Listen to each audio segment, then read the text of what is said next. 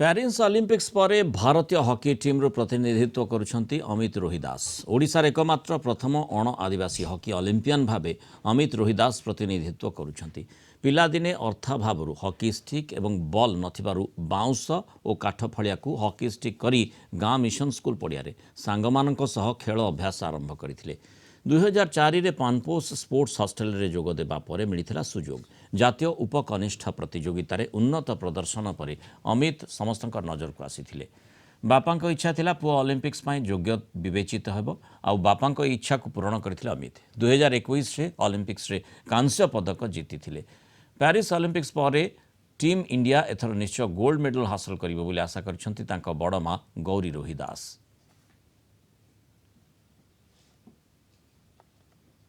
आम गाँव अमित रोहिदास गत थर ब्रोंज मेडल आनी एथर आशा करूँ कि से माने गोल्ड मेडल आनी पारिबे। से आम गाँव रही आमे बहुत गर्वित।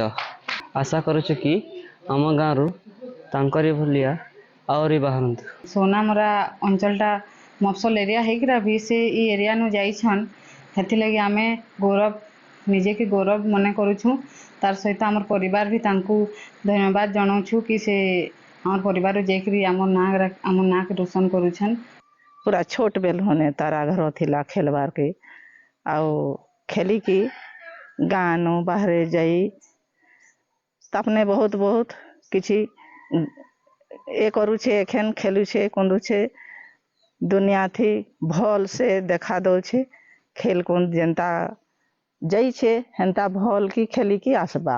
निश्चित भाव आमर उत्साह अच्छी प्रेरणा अच्छी एवं ताको एमिति भाव आमर उत्साह घिଅ ढालमा जेंता जेतिकी आम ओडिशा सुंदरगढ़ जिलार छाती ऊपर को टेकी जाइछंती देखला बेले को खुशी रे आत्मविभोर होइकी आखिर गदगद हो पानी झरे हेले निश्चित भाव एथर मध्य से ओलंपिक खेल रे निजर पदक हासिल करि आसिबे।